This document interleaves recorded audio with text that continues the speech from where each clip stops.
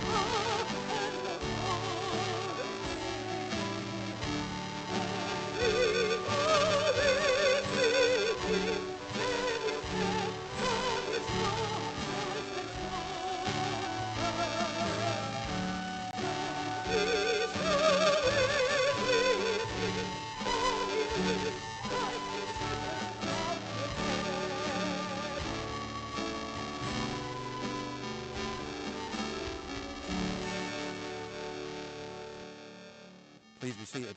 Let's bow our heads in prayer.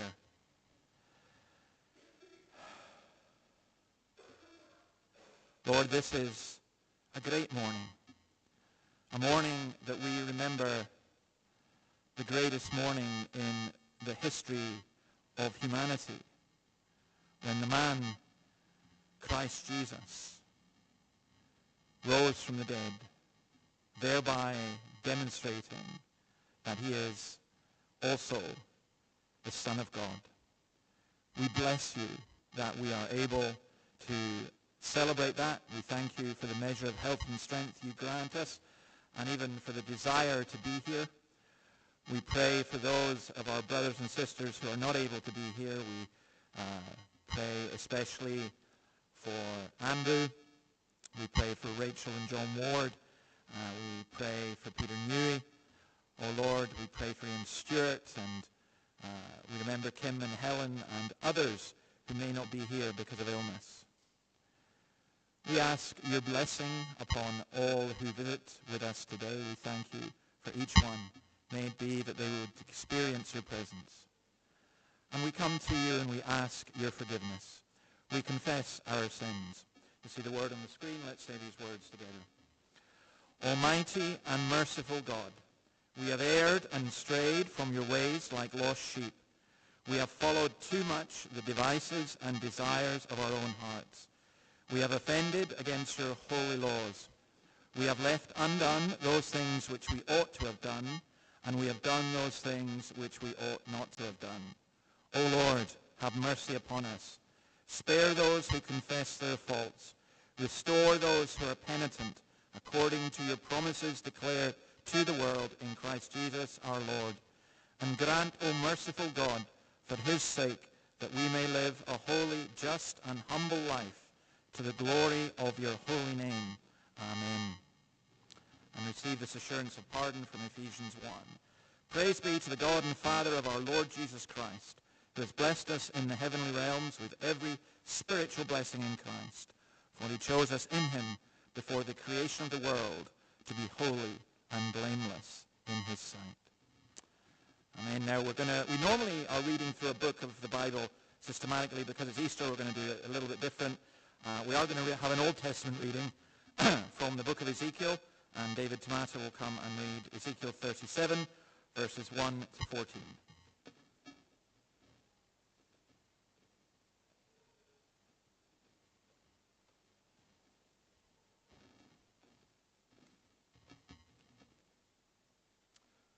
The reading is from page 840 on the Pew Bible, and yes, it's Ezekiel 37, verses 1 to 14. The hand of the Lord was upon me, and he brought me out by the Spirit of the Lord, and set me in the middle of a valley. It was full of bones. He led me back and forth among them, and I saw a great many bones on the floor of the valley, bones that were very dry. He asked me, Son of man, can these bones live? I said, O sovereign Lord, you alone know. Then he said to me, Prophesy to these bones and say to them, Dry bones, hear the word of the Lord. This is what the sovereign Lord says to these bones. I will make breath enter you, and you will come to life. I will attach tendons to you and make flesh come upon you, and cover you with skin. I will put breath in you, and you will come to life. Then you will know that I am the Lord. So I prophesied as I was commanded. And as I was prophesying, there was a noise. A rattling sound, and the bones came together, bone to bone. I looked, and tendons and flesh appeared in them, and skin covered them, but there was no breath in them. Then he said to me, Prophesy to the breath. Prophesy, Son of man, and say to it, This is what the sovereign Lord says. Come from the four winds, O breath, and breathe into these slain that they may live. So I prophesied as he commanded me, and breath entered them. They came to life and stood up on their feet, a vast army. Then he said to me, Son of man, these bones are the whole house of Israel. They say, Our bones are dried up, and our hope is gone. We are cut off. Therefore prophesy and say to them, This is what the sovereign Lord says, O my people. I am going to open your graves and bring you up from them. I will bring you back to the land of Israel. Then you, my people, will know that I am the Lord, when I open your graves and bring you up from them. I will put my spirit in you, and you will live, and I will settle you in your own land. Then you will know that I, the Lord, have spoken, and I have done it, declares the Lord.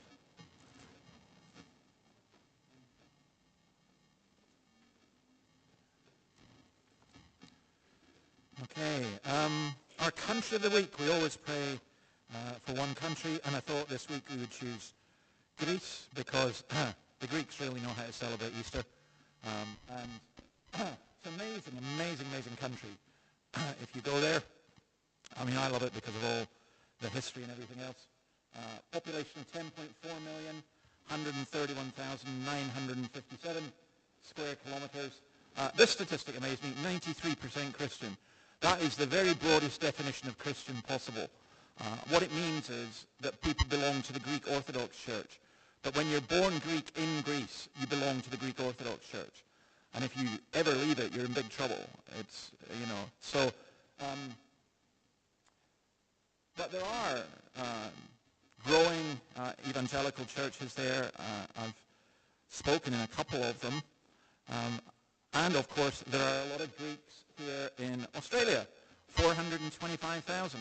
Half of them on Bowman Street on a Thursday morning.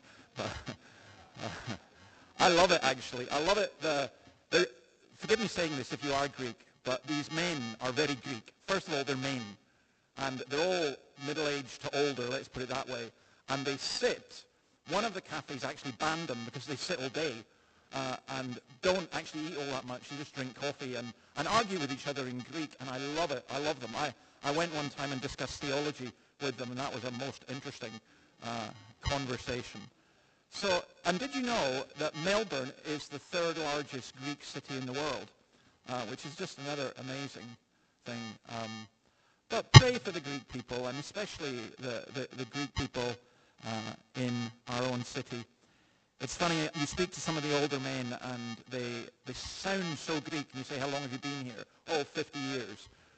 Not a drop of Aussie in them, so they retain their heritage and culture and accent and language very well.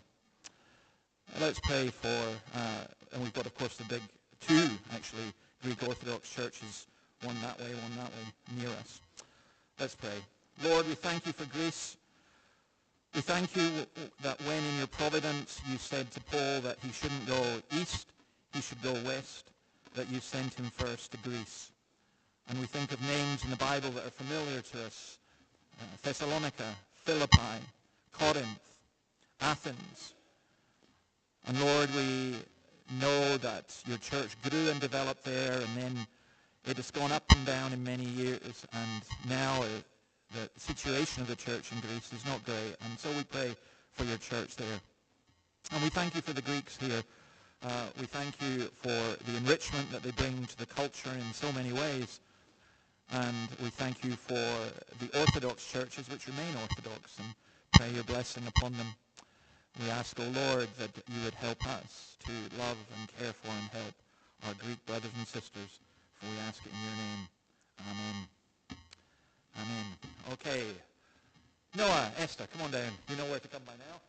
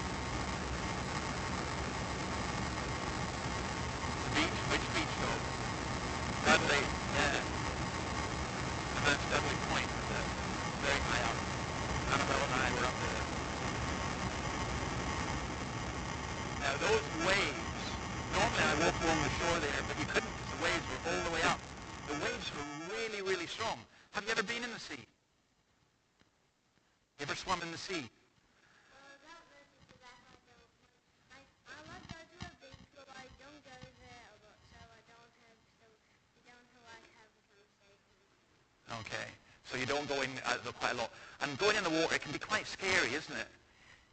Even adults can be scared of the water.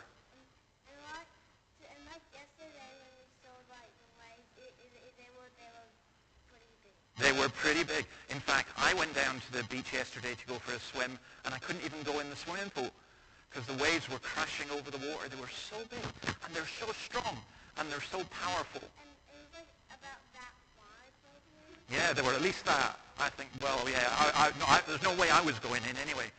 It's just, I don't mind getting wet. I do mind drowning. Yeah. So, today, do you know what day today is? Esther, do you know what day today is? It's Easter, yeah. It's Easter. And what happened on Easter? Jesus died. He died. Jesus He rose, that's right. Easter Friday. Like when Easter was invented is when he came out. That's right. When Easter was invented was when he came up. That's a very good explanation. It's much better than most of the explanations I've heard on television this week. That's right. When Jesus came up, when Jesus rose. That's because every Sunday we now meet to celebrate in doing that. Now, why did I show you the waves? The waves are really powerful. There's something else that's really powerful, and that is what we call, what happens to us when we die. It's very powerful, and it takes away our lives. And nobody, no human being can defeat that, but Jesus did. Jesus is stronger than the waves, and Jesus is stronger than death. And his resurrection reminds us of that. So, I am going to give you this. Thanks to Kathy again for providing us with these. Something for you to colour in for our wall. Would you like it? Yeah. Thank you. Great. Good to see you guys.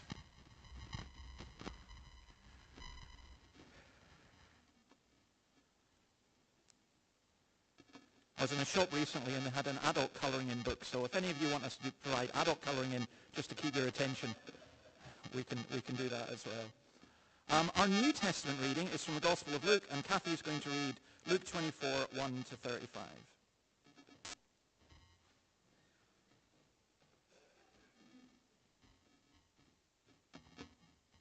Good morning, everyone. Happy Easter to you. On the first day of the week, very early in the morning, the women took the spices they had prepared and went to the tomb. They found the stone rolled away from the tomb, but when they entered, they did not find the body of the Lord Jesus. While they were wondering about this, suddenly 2 men in clothes that gleamed like lightning stood beside them.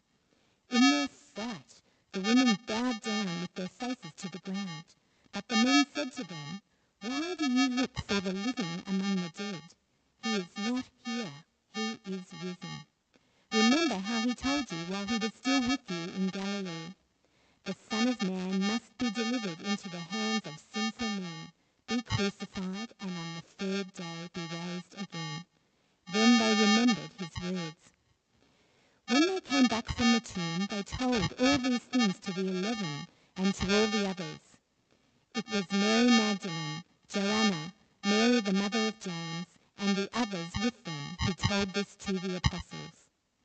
But they did not believe the women because their words seemed to them like nonsense. Peter, however, got up and ran to the tomb. Bending over, he saw the strips of linen lying by themselves, and he went away, wondering to himself what had happened. Now that same day, 2 of them were going to a village called Emmaus, about 7 miles from Jerusalem. They were talking with each other about everything that had happened. And as they talked and discussed these things with each other, Jesus himself came and walked along with them, but they were kept from recognizing him. He asked them, "What are you discussing together as you walk along?" They stood still, their faces downcast. One of them, named Cleopas, asked him, "Are you only a visitor to Jerusalem and do not know the things that have happened there these days?" "What things?" he asked. "About Jesus of Nazareth," they replied. "He was a prophet, powerful in word and deed before God and all the people. The chief priests and our rulers handed him over to be sentenced to death, and they crucified him.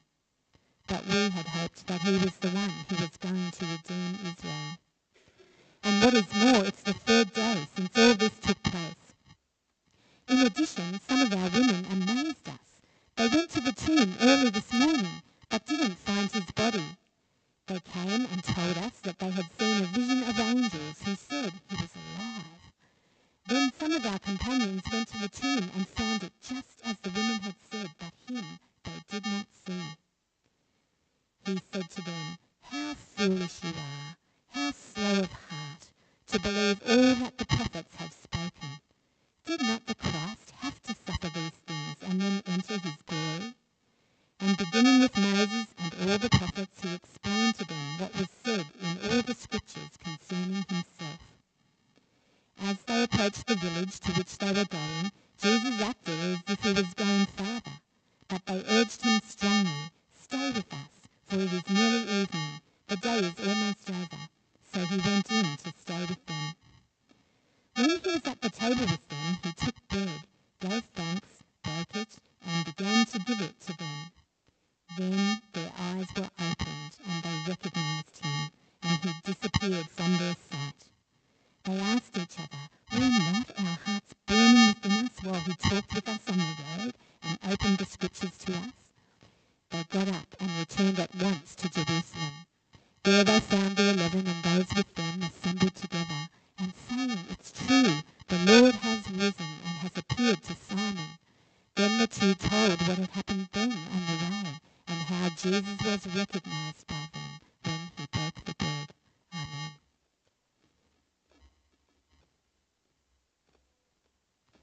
Let's stand and sing the great old Easter hymn, Christ the Lord is risen today. Let's stand and sing this.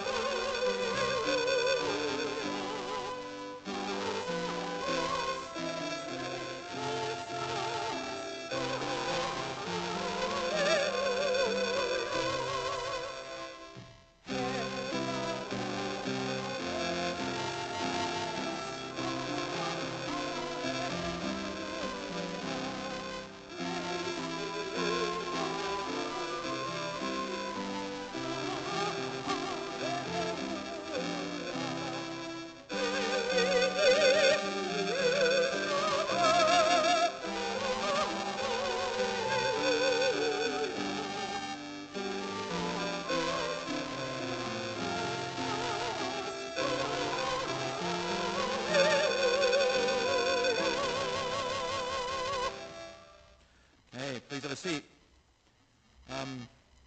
Terry, my picture's disappeared, so you're going to have to move the slides on. When they come up. And also, Kim, who's not here, he did ask me to do this. Now, this goes counter to my nature as a Presbyterian, but he told me to clap my hands. And that's when the sermon begins. He apparently needed it to sync all the recording, all that kind of stuff. So there you go. That's how professional we are. We're going to look at this, the Easter, Jesus is risen and so on. And I guess most of you have heard many Easter sermons, and I've preached many. But each time it does amaze me. So what I'm going to do is, in terms of the sign that I put outside, the nonsense of Easter and the sense of Easter, there is a sense in which Easter doesn't make sense. I love what our politicians do. So I've listened to all the messages, and the Australian ones are all the same. People of faith will celebrate Jesus rising from the dead, which is great that they acknowledge that. The rest of you go and enjoy your Easter eggs and your hot cross buns on a day at the beach, as though almost a little bit the kind of equivalent.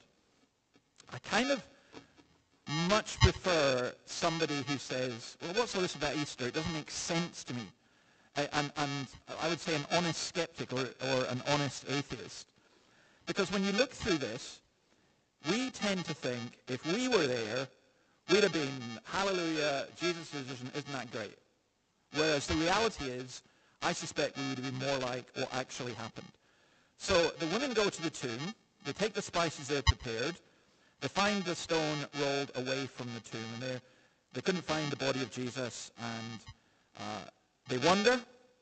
They're frightened when the angel speaks to them. I think there's a kind of, they're perplexed. Matthew Henry says this about Christians. Good Christians often perplex themselves about that with which they should comfort and encourage themselves. So I would say the resurrection and what happened on the cross was for the people who went through it a deeply disturbing experience, and it took them really low before God lifted them up. And I think sometimes those of us who are Christians, we need to recognize that sometimes the Lord lets us go really low until we realize that which distresses us is ultimately that in which we receive the most comfort. Then in verse 5, there's a little bit of criticism of the women. The men, the angel said, "Why do you look for the living among the dead? He's not here, he's risen. Remember how he told you that while you were still in Galilee." Now we know these women, who they were from the other Gospels: Mary Magdalene, Joanna, Mary the mother of James, and one or two others as well, we think. It's interesting that when they went back to the disciples, look at verse 11. They did not believe the women because their words seemed to them like nonsense. Because what they had seen was Jesus crucified. They had seen him die. They had seen him being entombed. And they did not normally expect dead people to rise from the dead. Granted, they'd seen an exception in that. Granted, they'd seen Lazarus, who had done that, or that had happened at the hands of Jesus. But who's going to raise Jesus? Because if Jesus himself is dead, who's going to come along and do that? And I think, again, it's a very important thing. If you're kind of skeptical, you're an unbeliever, you're not very sure about something, even as a Christian, we need to recognize this. We all have a confirmation bias, and we do not believe things that are outside our own sphere of reference. So my favorite example of that is actually, there used to be a phrase in medieval English that you wanted to talk about how white something was, you would say it was white as a swan. If you wanted to say how certain something was, you would say, as swans are white. And then when the Brits came to Australia, they discovered black swans because everything in Australia is different. And suddenly, everyone knew that all swans were white, but then suddenly they had a different sphere of experience. Our criteria is so often ourselves and our own experience. I won't believe it unless I see it with my own eyes, say us thinking that our eyes and our minds are entirely capable of doing that. They also forgot the words of Christ. Now, how many times had Jesus told them what was going to happen? They professed they believed that Christ was the Son of God. They professed that they believed he was the true Messiah. He told them, I have to die and I'll rise again and then enter into glory. They'd seen him raise the dead. This is the bit that gets me. And then they think it's nonsense that what he said would come true. Sometimes there are things in the Bible, when you read them, they don't make sense because we are understanding them within the limits of our own understanding. That's why Isaiah says, who has believed our report? Now, I'm not going to engage in what's called a traditional apologetic of how we know that Jesus rose from the dead. If you want, you can read a book like Morrison's Who Moved the Stone, or if you're really into it, you can read N.T. Wright's The Resurrection of God. I've got the book. It's like 1,000 pages. You'll have read it by next Easter. But, I mean, it's very, very good in terms of all the evidence. But I'll just simply say this. There are some objections that people make. The story of the empty tomb was a later development by the disciples.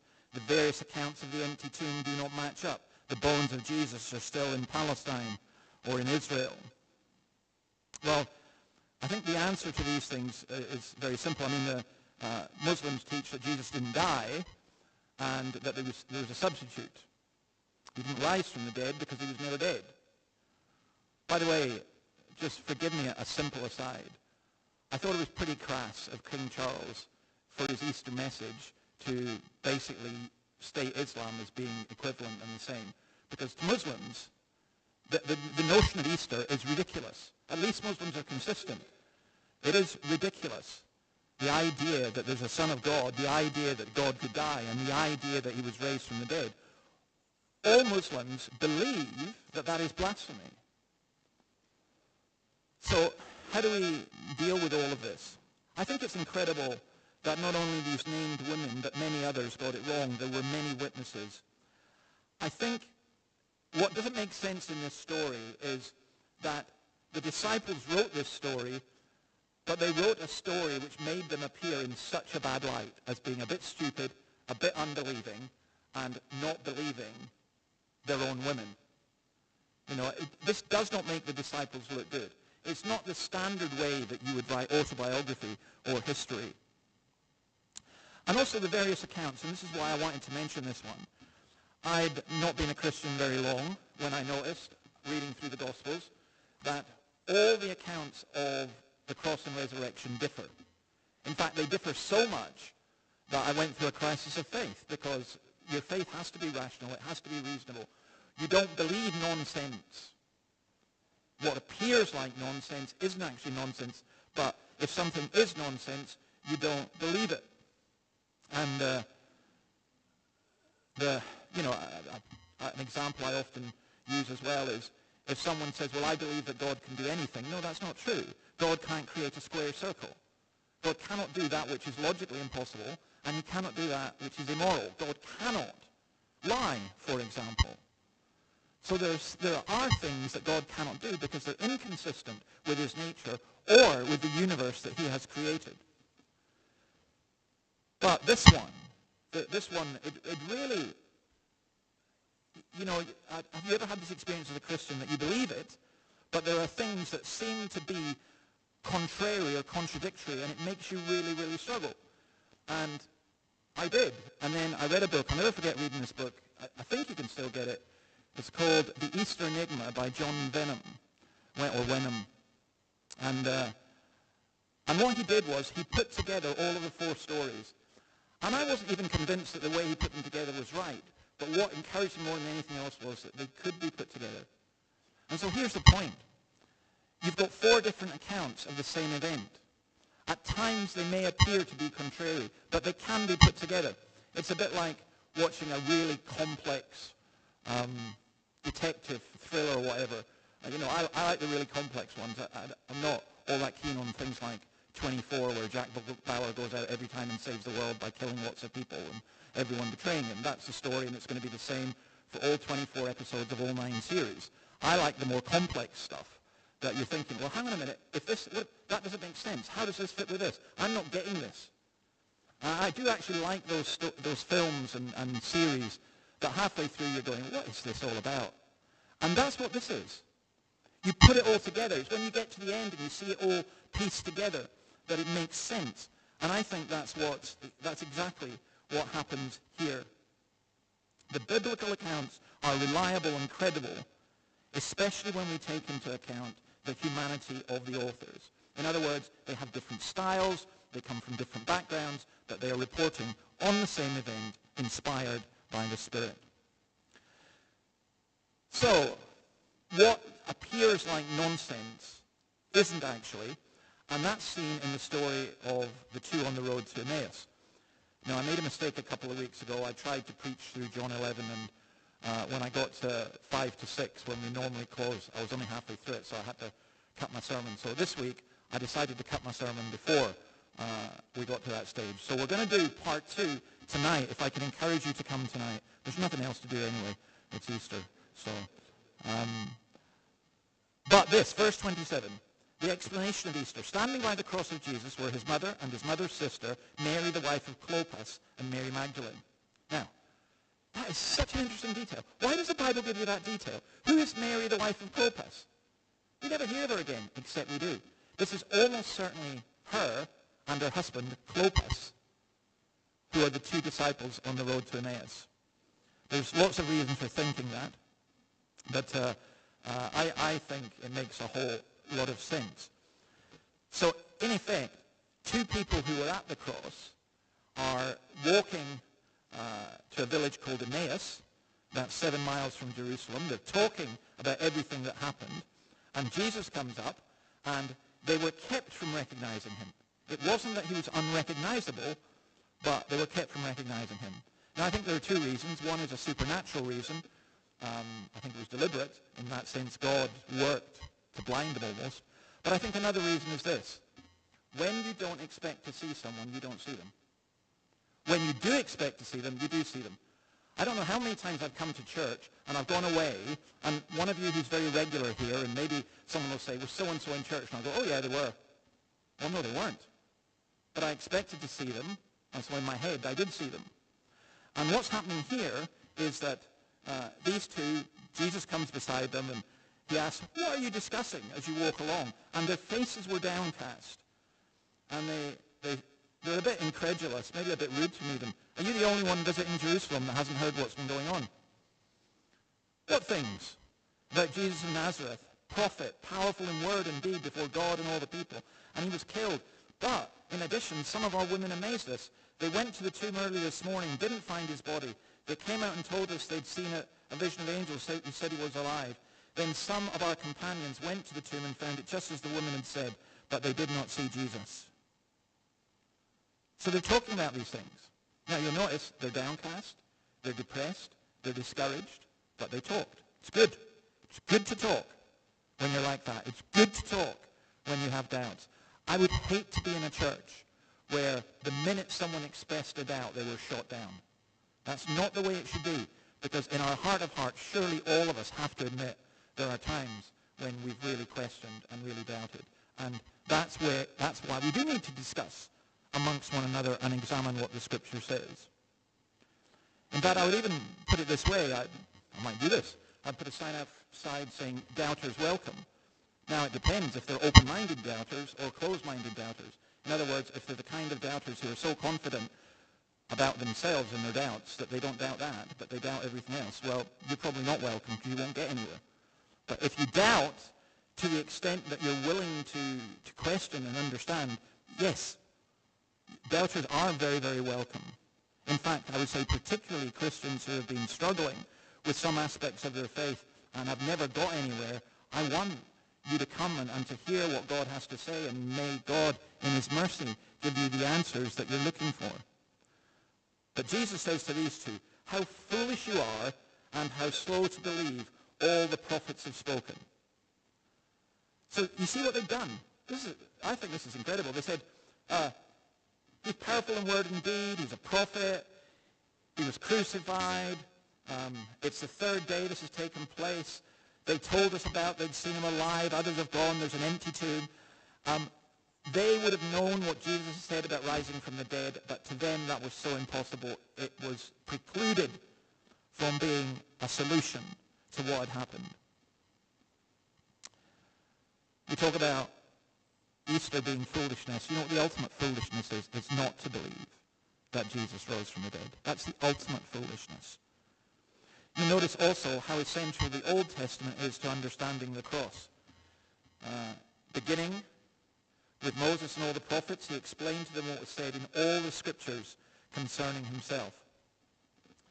Now, to be honest, if you have a red letter Bible where the words of Jesus are written in red, you go to the Old Testament, you're not going to get very much, which is one of my problems with red letter Bibles, because the whole of the Old Testament is also pointing to Christ. It is full of Christ. And it's the old adage of Augustine that the new is in the old concealed, the old is in the new revealed. You only understand the Old Testament through the New Testament. But you need the Old Testament to understand the New Testament. But in a way it wasn't enough. It's not enough to have everything explained to you. It's not enough to hear sermon after sermon after sermon. It's not enough to read and read and read. What you need is Christ. As he came and broke bread and gave thanks, and their eyes were opened and they recognized him.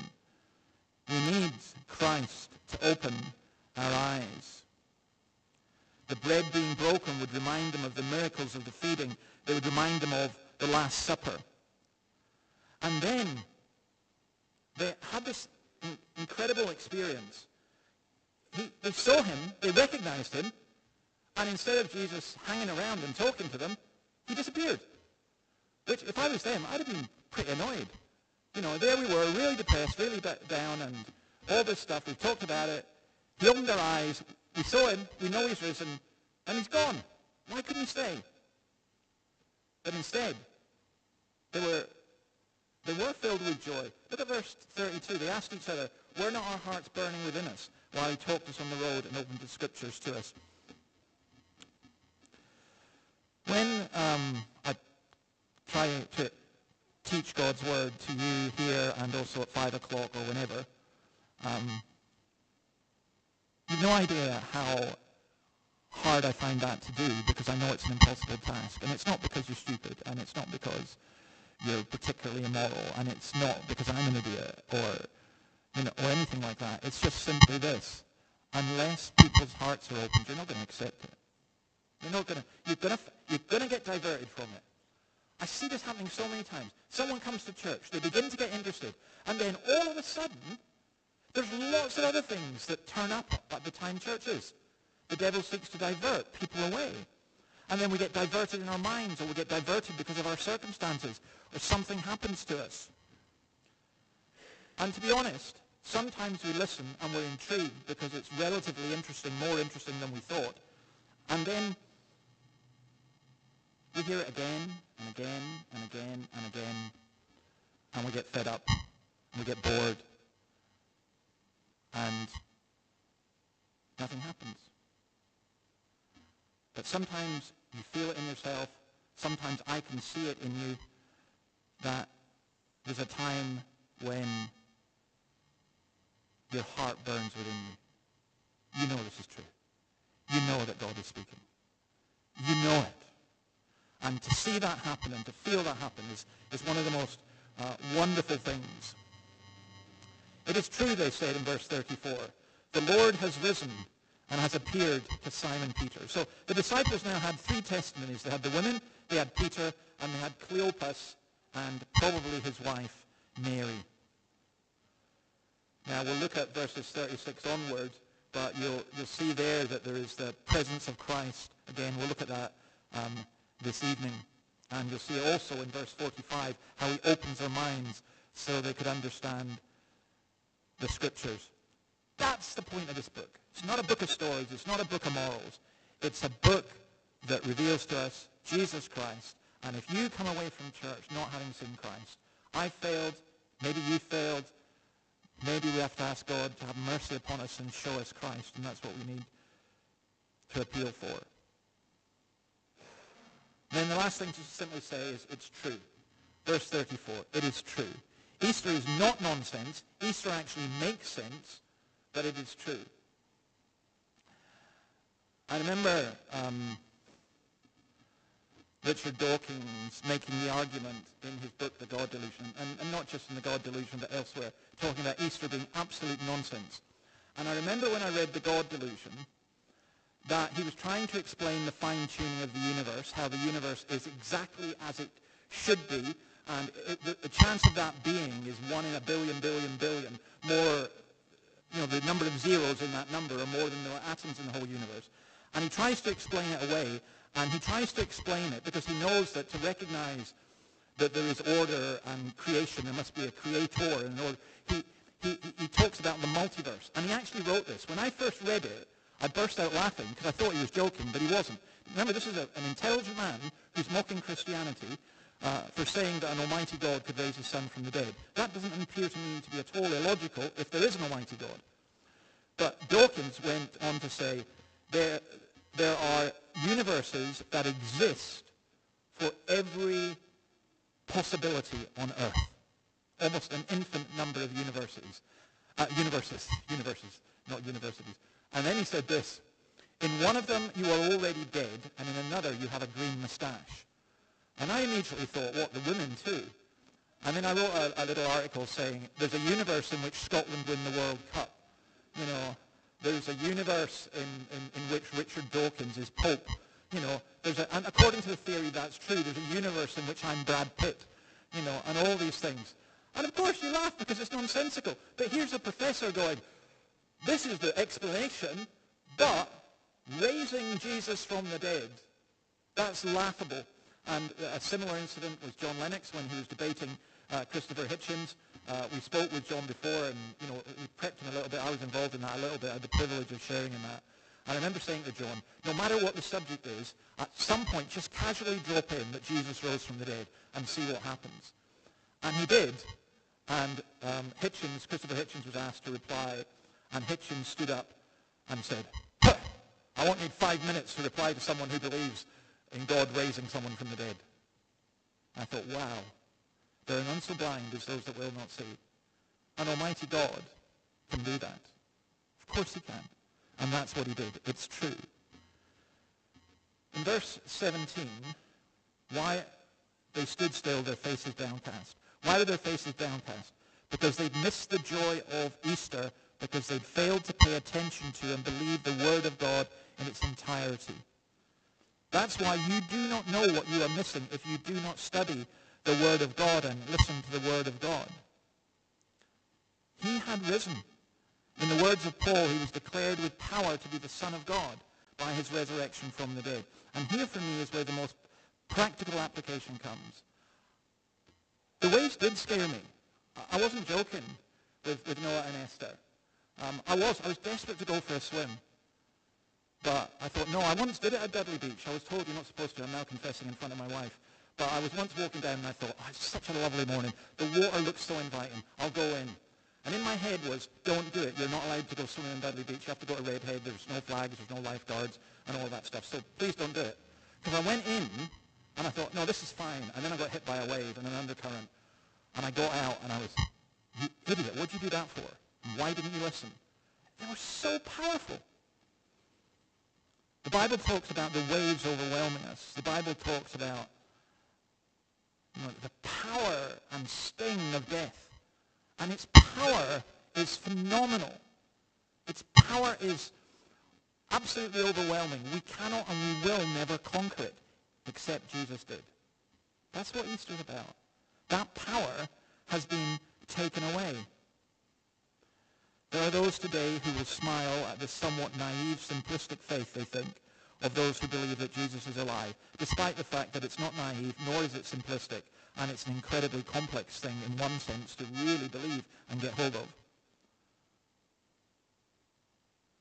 But because Jesus is alive, we know he hears and answers prayer. We know he still speaks to God's people. We know that our sins have been forgiven because his atonement has been accepted. We know that he lives evermore to intercede for us, and he will one day return. And as to the question, well, where is Jesus now? Show me. You'll have to come at 5 o'clock, because I'll tell you then. But the cross makes sense. The empty tomb makes sense. The Bible makes sense. Our lives make sense. It's no longer nonsense. Which is why, by the way, and again, I'm not saying this to make a clever point or to be facetious or anything else. I genuinely believe this. I genuinely think it, and I try to genuinely practice it. For me, this Sunday is no different from any other Sunday, because every Sunday we celebrate the resurrection of Christ. That's why we changed from the Sabbath to the Lord's Day, because it was the day on which Christ rose from the dead. And so this is for me, again, like Christmas. I think the world gets Easter once a year, and we Christians go along with it and have a great time celebrating. But in reality, for Christians, every Sunday should be a time of celebrating Christ being alive. And I'm very thankful for the season of Easter. I'm thankful for the opportunity it gives. But I'm also thankful I don't have to wait a year. Someone wrote me this week and said, I won't be able to come on Sunday. I guess I'll have to wait till next year to hear your sermon. To which I wrote back, no, I do two every Sunday. And you're welcome to come and hear about the risen Christ. Amen. May God bless his word to us. Now we're going to sing. We're going to sing Psalm 16, verses 7 to 11. Again, part of this Old Testament prophecy that spoke of Jesus being raised. Let's stand and sing Psalm 16. and do the pastoral prayer.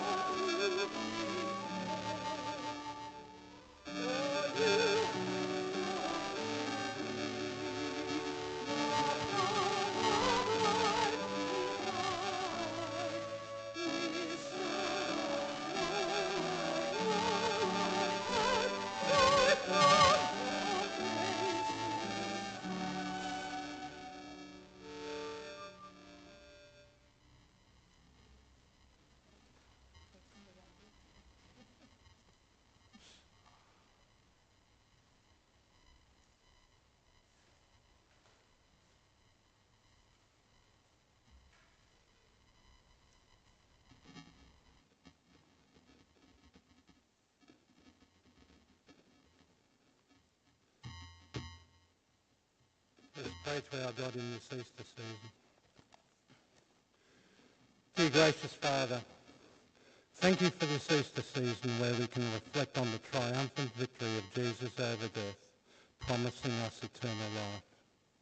We pause to reflect on the significance of Jesus' resurrection. As we contemplate this, fill us with awe and wonder of that empty tomb and that victory. Help us to grasp the depth of your love for us through the sacrifice of your Son. What a reminder you have given us of your power to transform our lives and bring hope to hopeless in new life and eternal hope. We are undeserving of your grace and mercy, and we ask for your help in never taking for granted that sacrifice that you have given us. On this Easter day, we pray for unity amongst your church and your people. Jesus prayed for his disciples to be one, and we pray that we gather in your name. We may also be united in heart and your purpose. In that purpose, we ask for spiritual renewal and revival in our lives. May it spark a passion for the purposes in your kingdom. May we be witnessing this of your power in transforming us through fresh outpouring of your Spirit. May these prayers continue to guide and inspire the church beyond Easter, encouraging us to live daily in the power of the resurrection.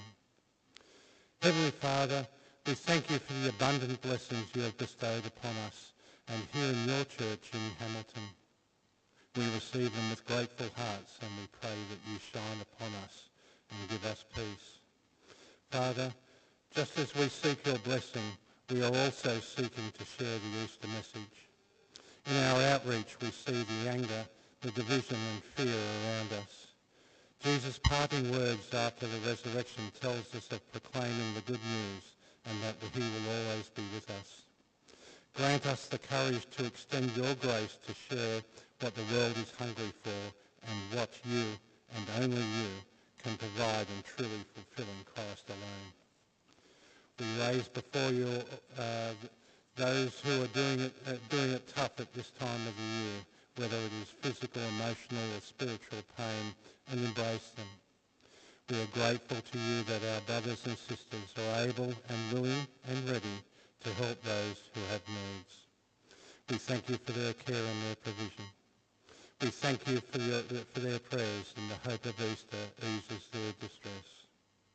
As we close our prayers to you, Father, we ask you to remind us that the resurrection of Jesus is real in our lives, and this Easter season is a living reality that transforms hearts and lives today.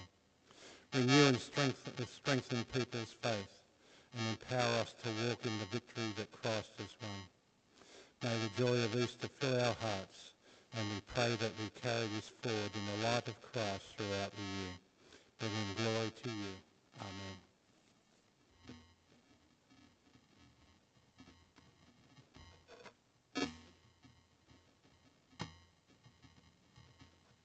Okay, before we do our last song, just a couple of notices. Prayer meetings this afternoon at 4:15. Wednesday, the prayer and praise at 9:45. Next Saturday, 9 o'clock prayer meeting here. And also there's a 9 a.m. one on a Sunday as well. If you are visiting, there is a guest card which you should have got coming in. Please do fill it out, put it in the box, and we'll get to you this week. As I said, this evening we're going to look at the last bit of Luke 24. We're going to look at the Ascension. If anyone's got any questions or comments, please feel free to make them to me afterwards, or email me, or if you'd like to meet up, I'm very happy to do that. We'll also have tea and coffee through in the hall. Next week we return to the book of Acts and the Gospel of John in the evening. I did a gospel talk for Rima, which will be going out at 2 p.m. if you listen to Rima Radio. Also, Jan asked me to remind you, those of you who are going on the cruise next Saturday, it is next Saturday, so make sure you don't miss the boat. And then can I ask you to remember Rachel Adam, who is, those of you who know her, she's seriously ill in hospital with pneumonia. Rachel is in her mid-90s, and the prognosis is not good for her, so pray for her and for her husband, John.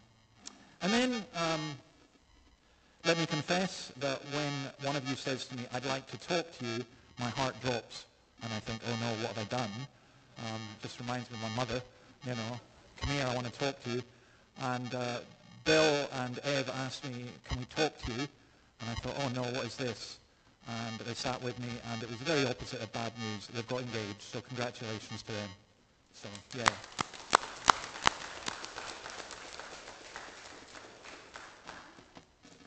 I had no, I was going to say, that's terrible. No, I shouldn't say that. I was going to say I had a betting slip on who would get engaged first in the congregation, and you weren't top of the list, but that's it's great. It's wonderful to see, and congratulations to you both, and we pray that the Lord would bless you both together and use you for his glory. All right, let's finish by singing In Christ Alone. Stand to sing this, and then please remain standing. For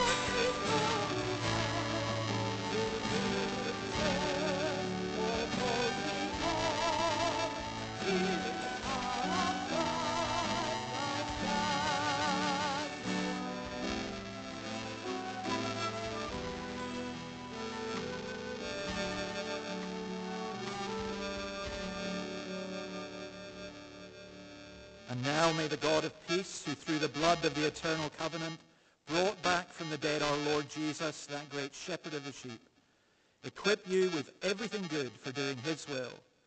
May he work in us what is pleasing to him through Jesus Christ, to whom be glory forever and ever.